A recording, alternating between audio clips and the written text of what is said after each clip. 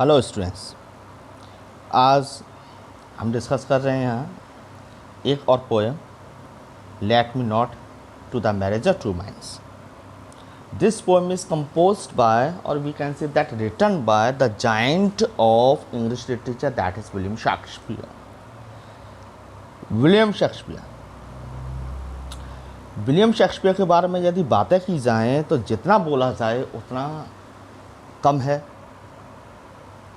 शब्द उनके बारे में, उनकी प्रेजिंग के बारे में यदि उन्हें मैं एक किसी तरह से सम्मान देना चाहूँ शब्दों के माध्यम से, तो वो शायद किसी भी तरह से पूरे नहीं होंगे। शेक्सपियर अपने आप में एक अकेला नाम, वो नाम जो लिटरेचर को नई ऊंचाइयों पर ले जाए। शेक्सपियर एक ऐसा नाम है जो खुद अपने आप में साहित्य के सारे गुणों को दर्शाते हुए, साहित्य के अनछुए पहलू वो शेक्सपियर ने हमें निकाल करके दिए हैं। शेक्सपियर का जैसे कि आप देख सकते हैं कि विलियम शेक्सपियर का जन्म जो था वो हुआ 1564 से 1564 में पैदा हुए थे और 1616 में इनकी मृत्यु हुई।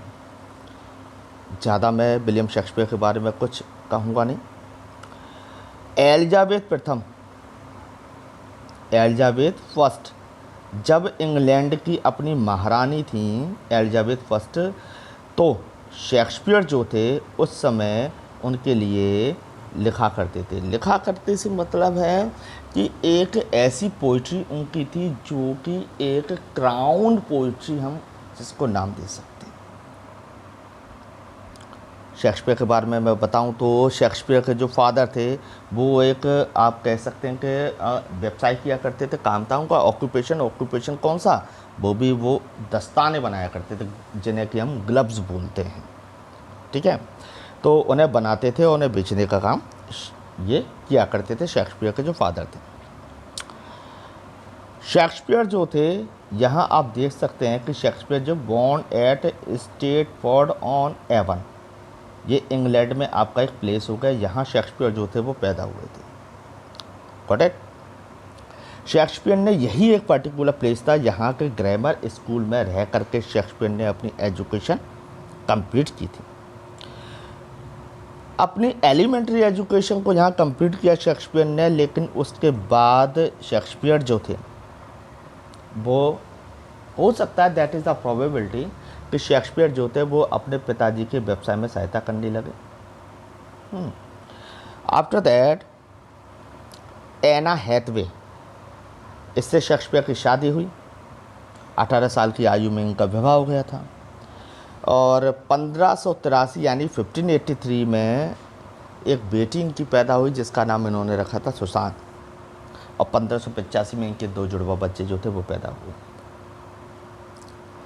1585 से लेकर के 1592 तक के बीच में जो शेक्सपियर के बारे में हम यदि सोचें या विचार करें तो रेयर केसेस में शायद हमें कोई एक फैक्ट जो है वो प्राप्त हो सकता है, क्योंकि इतना कुछ इनके विषय में 1585 से लेकर के 1592 तक के बीच में, यानी कि 1585 टू 1592 शेक्सपियर के बारे में ज़्यादा कुछ किसी को कुछ पता नहीं है। कोई भी ऐसा साधन नहीं है जो शेक्सपियर के इस टाइम पीरियड के बारे में कुछ कह सके। शेक्सपियर की यदि जीवन गाथा की बात करूँ तो ऐसा कुछ विशेष तथ्य भी नहीं, कोई विशेष ऐसा आकर्षण भी नहीं नज़र आएगा, लेकिन शेक्सपियर के जो प्लेस हैं, शेक्सपियर की पोइट्रीज़ हैं, शेक्सपियर ने जो आउटलुक अपना प्रस्तुत किया है, प्रेजेंट किया है, वही उनके बारे में बताता है कि उन्होंने सोशल लाइफ को किस तरह से जिया और सोशल लाइफ को कैसे कैसे उन्होंने महसूस किया, सोशल लाइफ को कैसे कैसे उन्होंने देखा। आगे यदि शेक्सपियर के बारे में हम बातें करें स्टूडेंट्स, हम देखें तो शेक्सपियर जो था, सॉरी रिस्पेक्ट दूंगा, शेक्सपियर जो थे, ठीक है, हालांकि उनके जीवन काल में हमें ज़्यादा ऐसा नहीं लगता कि कुछ भी ऐसा होगा जो कि हमें अट्रैक्ट करे, लेकिन शेक्सपियर की जो राइटिंग्स हैं, उनके जो वर्क्स हैं, वो हमें इतना अट्रैक्ट करते हैं, हमें इतना एक सोशल लाइफ को इतना हमें क्लोज वे में जो प्रेजेंटेशन है वो हमें देते हैं कि हम अपने आप को बैम्बूजल्ड पाते हैं. You can say that we are so much surprised और aghasted after just gaining the idea thought which have just Shakespeare presented to us. ज़्यादा तो हम कुछ कहेंगे नहीं शेक्सपियर को लेकर के, क्योंकि शेक्सपियर के बारे में कुछ कहना शेक्सपियर को छोटा बनाने के समान होगा और ना हमारी इतनी कुछ है जो हम शेक्सपियर के बारे में कुछ कह सकें. ठीक है, तो लेकिन फिर भी मैं आपको यहाँ इंडिकेट करना चाहूँगा, यहाँ थोड़ा आपको उनके बारे में दर्शाना चाहूँगा. उनके नाटक जो थे वो कॉमेडीज़ थे और साथ में उनकी ट्रेजेडीज़ भी जो हैं वो उन्होंने लिखी. वो अपने ही वेंट टू लंदन, वो लंदन गए थे. लंदन काहे के लिए गए थे? लंदन गए थे जब उन्होंने अपने फादर के उसमें ऑक्यूपेशन में जब वो लगे हुए थे ग्लव्स के, उसके बाद उनका इंटरेस्ट उसमें जागा नहीं, क्योंकि उनका इंटरेस्ट सिर्फ राइटिंग में था, तो इसलिए वो लंदन गए. लंदन जा कर के उन्होंने अपने ये प्लेस वगैरह का कार्य था वो शुरू किया और यहाँ आकर के उन्होंने अपनी एक रेपुटेशन को गेन किया.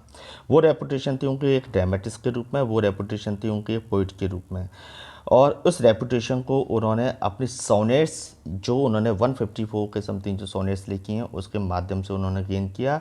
और ये सोनेट जो थी वो ऐसा माना जा सकता है कि ये सोनेट जो थी 15 यू कैन से द 1593 कितना 1593 से लेकर के और बाकी का अपना 1598 इस पीरियड में इन सोनेट को जो है वो लिखा गया था और इनको पब्लिश किया गया था. दैट इज़ 1602 में.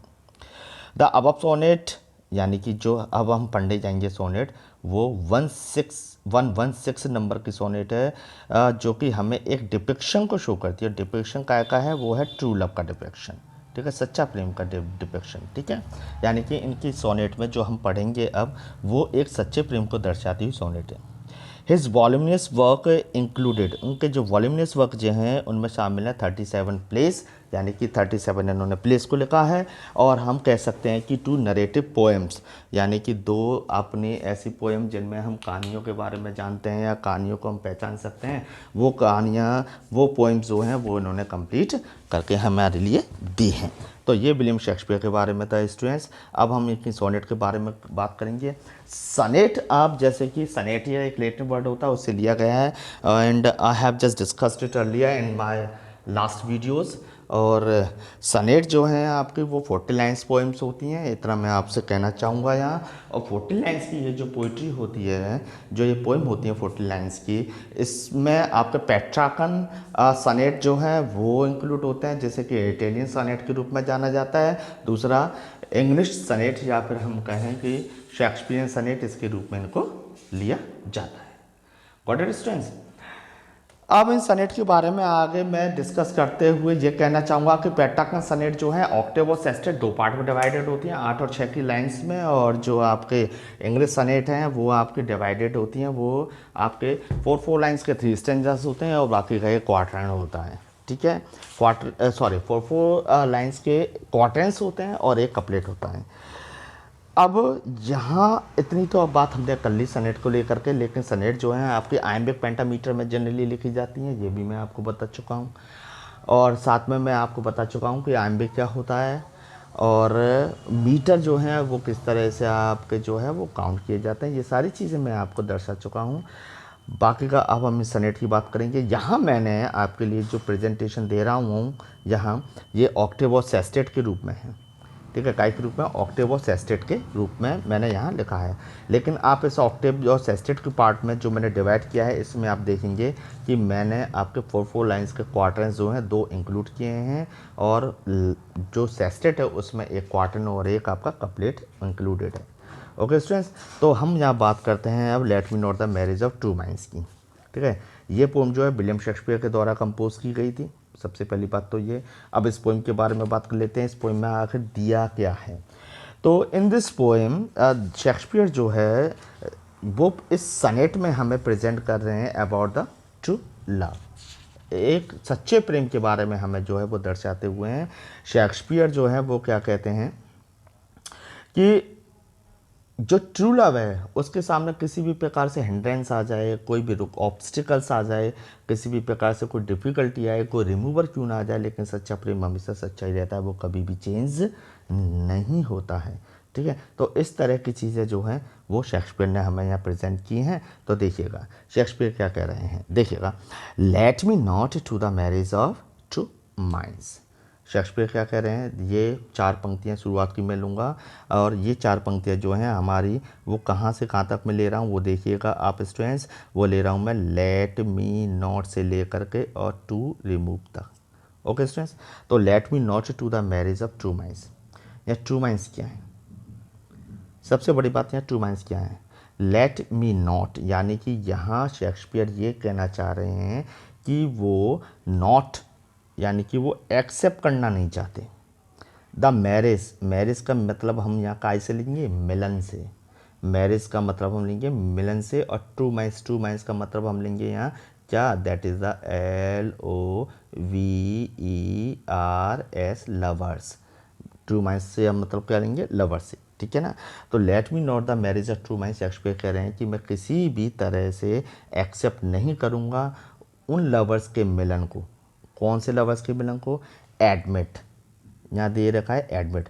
अब एडमिट का मतलब हम क्या लेंगे, एडमिट का मतलब हम लेंगे यहाँ स्वीकार करना, एडमिट का मतलब हम लेंगे एक्सेप्ट करना। ठीक है, तो let me not the marriage of true minds admit impediments. What is the meaning of that impediments, impediments, that is the you can say obstacles, that is you can say obs, obs, ta, that is cles, obstacles। ठीक है, admit impediment जो कि obstacles को admit करते हो, यानी बाधाओं को स्वीकार कर लेते हो, उसको वो किसी भी तरह से जो शेक्सपियर हैं वो एक सच्चा प्रेम नहीं मानते हैं। Okay students, now which alters, यहाँ लव इज़ नॉट लव, सच्चा प्रेम प्रेम नहीं होता, विच जो कि ऑल्टर्स, ऑल्टर्स का मतलब यहाँ क्या होगा, ऑल्टर्स का मतलब यहाँ होगा आपका CHANGE, चेंज। ऑल्टर्स का मतलब क्या होगा, दैट इज़ द चेंज। तो विच ऑल्टर्स जो कि चेंज हो जाता है व्हेन इट ऑल्ट्रेशन फाइंड्स, जब ये किसी भी प्रकार से ऑल्ट्रेशन को यानी रुकावटों को, बाधाओं को या बदलाव के कारणों को यदि गेन करता है तो वो चेंज हो जाता है, तो वो सच्चा प्रेम प्रेम नहीं होता।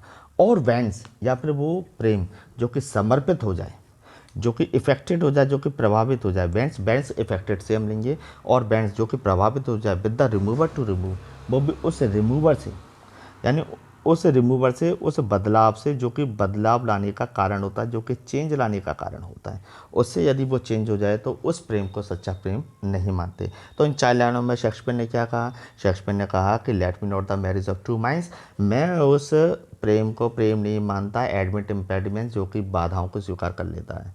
सच्चा प्रेम जो है, मैं उस प्रेम को सच्चा प्रेम नहीं मानता जो कि चेंज हो जाता है जब वो किसी प्रकार से परिवर्तनों को पाता है। और बैंड्स या फिर मैं उस प्रेम को प्रेम नहीं मानता जो कि किसी भी प्रकार से किसी रिमूवर के आने पर रिमूव हो जाता है। ठीक है, अब सच्चे प्रेम को वो एक संज्ञा देते हैं शेक्सपियर, वो क्या कहते हैं देखिएगा कि सच्चा प्रेम जो है वो क्या कहते हैं, O no it is an ever fixed mark. अब ये मैं बाकी की जो 4 पंक्तियाँ उन्हें लेने जा रहा हूँ, तो देखिएगा कि which alters when it alters finds और when it with the remover to remove, ये हमारी शुरुआत की वो थी क्वार्टेंस। अगला क्वार्टेन है, O no it is an ever fixed mark, ever fixed mark that is. अब ये एवर फिक्स्ड मार्क हम किस वे में ले सकते हैं, तो ये एवर फिक्स्ड मार्क जो है हमेशा हमेशा के लिए बने रहने वाला एक ऐसा निशान। अब हमेशा हमेशा के लिए बना रहने वाला एक ऐसा निशान क्या हो सकता है, एवर फिक्स्ड मार्क, यानी कि दैट, देखिए आगे की पंक्तियों में देखिए उससे निकालिए, that looks on tempest and is never shaken, it is the star to every wandering bark whose worth unknown although his height be taken. तो यहाँ जो कवि है यानी शेक्सपियर हैं, वो यहाँ एक एवर फिक्स्ड मार्क यानी ध्रुव तारे से, ध्रुव तारा आपका क्या होता है students, that is the POLE pole and that is STAR star. ठीक है, पोल स्टार यानी कि ध्रुव तारा। तो शेक्सपियर कह रहे हैं कि सच्चा प्रेम तो ध्रुव तारे के समान होता है। दैट लुक्स का मतलब हम यहाँ ले लेते हैं students, that is the FACE, face, जो कि सामना करता है, जो कि क्या करता है, सामना करता है। टेम्पेस्ट, टेम्पेस्ट का मतलब स्टूडेंट्स हो जाता है तूफान। एंड इज नेवर शेकन, और ये सच्चा प्रेम कभी भी शेक नहीं होता, कभी भी ये प्रभावित नहीं होता। इट इज़ द स्टार, सच्चा प्रेम तो एक स्टार है, तारा है। टू एवरी वॉन्डेड वॉक, जो कि हर भटकते हुए जहाज को एक रास्ता दिखाता है। हुज वर्स अननोन, ये ऐसा तारा है सच्चा प्रेम जिसकी दूरी का तो हम अनुमान लगा लेते हैं। Worth's unknown, worth's worth, worth का मतलब हो गया स्टूडेंट्स योग्यताएं, क्षमताएं। उस वर्स अननोन, जिसकी क्षमताएं तो जिसकी योग्यताएं, जिसका गुण हमारे लिए अज्ञात है, लेकिन उसकी ऊंचाई का, उसकी दूरी का आकलन हम कर सकते हैं। ठीक है, दूरी का आकलन तो कर सकते हैं, लेकिन उसकी जो क्षमता है, उसकी जो योग्यता है, वो हमारे लिए अज्ञात है। तो शेक्सपियर ने यहाँ सच्चे प्रेम को एवर फिक्स मार्क, यानी कि एक हमेशा हमेशा के लिए बने रहने वाले एक मार्क के रूप में यहाँ शो किया है। देखिएगा, यहाँ मैं आपको एक चीज़ क्लियर कर देता हूँ स्टूडेंट्स हैं। एवर फिक्स मार्क यहाँ दो तरीके से, क्रिटिक्स ने काफ़ी ज़्यादा इसके बारे में बताया है। तो दो तरीके से, कुछ लोग तो इसे है ना पोल स्टार के रूप में लेते हैं, जैसे कि ये है। कुछ लोग एवर फिक्स मार्क को ये कहते हैं कि ये एक आपका लाइट हाउस है। ये क्या है, लाइट हाउस के समान है। ठीक है, एवर फिक्स मार्क ये लाइट हाउस के समान है, जो कि अपने सीज जो ओशंस वगैरह होते हैं उसमें लाइट हाउस होते हैं। ठीक है, तो यहाँ एवर फिक्स मार्क को आप एक लाइट हाउस के रूप में भी ले सकते हैं, बाकी का जो पोल स्टार है उसके रूप में भी। You can just take that simile that example. Okay students, now next अब हम बात करेंगे सेस्टेट की। सेस्टेट जो है हमारा, जो यहाँ दे रखा है सेस्टेट, तो उसकी बात करेंगे। यहाँ सेस्टेट में हमारी जो लाइन्स हैं वो क्या कहती हैं, देखिएगा लाइन्स हमारी क्या बोलते हुए हैं कि लव इज़ नॉट टाइम्सफुल। देखिए यहाँ पर्सोनिफिकेशंस, बहुत सुंदर तरीके से यहाँ पर्सोनिफिकेशंस को यूज़ दिया गया है। यहाँ टाइम्सफुल, यहाँ बताया टाइम्सफुल। देखिए इन लाइनों को, लाइंस जो हैं इनको समझिएगा आप। लव इज़ नॉट टाइम्सफुल, प्रेम किसी भी प्रकार से ऐसा नहीं है जो कि टाइम्सफुल, समय के द्वारा बेवकूफ़ बना दिया जाए। दाउ रोजी लिप्स एंड चीक्स, यद्यपि जो रोजी लिप्स हैं, यद्यपि जो चीक्स हैं, विद इन इस बेंडिंग सिकल कंपास कम, वो बेंडिंग सिकल में सारी लाइन को एक्सप्लेन करूंगा मैं यहाँ फिलहाल, तो मैं यहाँ अर्थ बता ही दे रहा हूँ। ये विद इन इस बेंडिंग सिकल्स कंपास कम, ये बेंडिंग सिकल्स यानी कि झुकी हुई जो दरात है, sickle sickle that is the साइथी। साइथी, साइथी कहते हैं हम, जैसे कि हमारे गांव में बोला जाता है दरात या हसिया। ठीक है, तो वो एक आपका एक आर्क लिए होती है, वो that is the just like that, that is the just like that. ठीक है, इस तरह से उसकी एक शेप होती है, तो वो फसल को काटने काम होती है। अब ये देखिएगा यहाँ कंपास, कंपास क्या हो गया इसका, दैट पोर्शन, ये वाला जो पोर्शन है, ये portion that is the compass. ठीक है, तो with in is bending sicles compass come, love altars not with is brief hours and weeks. अब यहाँ जो ब्रीफ आवर्स एंड वीक है ना, इस वाली चीज़ को हम यहाँ कनेक्ट करेंगे किसके साथ में, दैट इज़ द टाइम। हम किसके साथ पर कनेक्ट करेंगे, इस टाइम के साथ पर कनेक्ट करेंगे। तो स्टूडेंट्स देखिएगा, मैं अब फिर से ये आपको समझा दे रहा हूँ। देखिएगा कि लव इज़ नॉट टाइम्सफुल, कि जो लव है वो किसी भी तरह से टाइम्सफुल नहीं है। मतलब क्या निकल के आता है यहाँ देखिएगा टाइम्सफुल का, कि टाइम आपका यहाँ हम ले सकते हैं कि time is a farmer, time is a peasant, fool यानी कि that time can not make love fool. यहाँ लव भी पर्सोनिफाइड है, कोई एक पर्सन के रूप में आप ले लें, टाइम भी एक पर्सन के रूप में हो गया, यानी कि एक फार्मर के रूप में हो गया। तो जो टाइम है वो लव रूपी उस पर्सन को फूल यानी बेवकूफ़ नहीं बना सकता, वो इस पर्सन को बेवकूफ़ नहीं बना सकता। लव को कौन, टाइम। द रोजी लिप्स एंड चीक्स, अब क्या होता है कि एक पर्सन जो होता है वो सुंदर होता है, उसके रोजी गुलाबी होठ होते हैं और गुलाबी उसके क्या होते हैं, गाल होते हैं। ठीक है, within his bending sickles compass come, जो समय रूपी जो किसान है उसकी जो शिकल है, उसकी जो ये दरात है, उसके उस कंपास में, इस दायरे में, इस सीमा में, इस क्षेत्र में। ठीक है, ये क्या है, ये रोजी लिप्स और चीक्स ये आ जाते हैं। और रोजी लिप्स और चीक कैसे आएंगे, ठीक है, तो ये गौर करने वाली बात है। तो जब समय, जब किसान है तो वो फसल को काटेगा। ठीक है, अब यहाँ फसल क्या हो गई, ये फसल हो गई है गुलाबी होठ और ये गुलाबी गाल, ये फसल। और ये फसल यानी किसकी है, ये इस पर्सन की है, लव की है। ठीक है, तो जो लव है उसके जो गुलाबी गाल हैं, उसके गुलाबी होठ हैं, जो कि फसल के रूप में लिए जा रहे हैं। हाँ, तो समय जो है वो अपनी एक कंपास में यानी अपने इस दायरे में, अपनी एक सीमा में, अपनी बेंडिंग शिकल, झुकी हुई उस शिकल यानी दरात के साथ उसे क्या करता है, वो अपने नियंत्रण में ले लेता है। लेकिन लव इज़ नॉट टाइम्सफुल, समय किसी भी तरह से कोई टाइम के द्वारा बेवकूफ़ बनाए जाने वाला नहीं है। रोजी लिप्स एंड चीक्स, भले ही चाहें रोजी लिप्स यानी कि गुलाबी होठ गुलाबी गाल जो हैं वो समय के सीमा क्षेत्र में आ जाएं, उसके कंपास में आ जाएं। Love altars not with his brief hours and weeks, लेकिन प्रेम अल्टर्स का मतलब स्टूडेंट्स होता है, that is the CHANGENGE, change. ठीक है, तो लव अल्टर्स नॉट, प्रेम कभी भी चेंज नहीं होता। विद हिज ब्रीफ का मतलब हो गया स्टूडेंट संक्षिप्त, ब्रीफ का मतलब होता है संक्षिप्त। तो with his brief hours and weeks, वो भी समय के जो छोटे छोटे पहलू होते हैं उनसे प्रेम कभी भी परिवर्तित नहीं होता। ठीक है, अब देखिए यहाँ लिखा हुआ बट बार्स है ना, that is not bars, that is students I am just going to tell you that is not bars, that is ये बार्स जो है दैट इज़ BEAR, बियर। ठीक है, bear, but bear it out even to the edge of room. प्रेम किसी भी तरह से समय से परिवर्तित नहीं होता, चेंज नहीं होता, बल्कि समय जो है bear, that is the bear है। ओके, ये इट आ रहा है जो लव के लिए आ रहा है। समय जो होता है वो लव को धारण करता है, लव को अपने में गेन करता है, यानी कि प्रेम को अपने साथ लेके चलता है, कहा था एज ऑफ डूम तक, अनंत के दिन तक। ठीक है, जजमेंट डे तक, अनंत के दिन तक ये लेकर के चलता है। फिर कवि क्या कह रहा है देखिए, if this be error and upon me proved, यदि ये सब कुछ गलत है एंड अपॉन मी प्रूव्ड, और यदि कोई मुझे ये प्रूव कर दे कि मैं गलत हूँ, आई नेवर रेड, तो मैं ये कहूँगा कि मैंने कभी कुछ लिखा ही नहीं है, मैंने कभी कुछ लिखा ही नहीं है। Nor no man ever loved, नहीं मैं ये कहूँगा कि किसी भी व्यक्ति ने कभी किसी तरह से कोई प्रेम किया है। तो that is students, that is a poem which I have just tried to just make you understood. Now just get all the ideas which I have just tried to provide you, and if you are not able to understand, then you can ask in comment any question to me. Till then, bye bye, I will just catch you later in next video.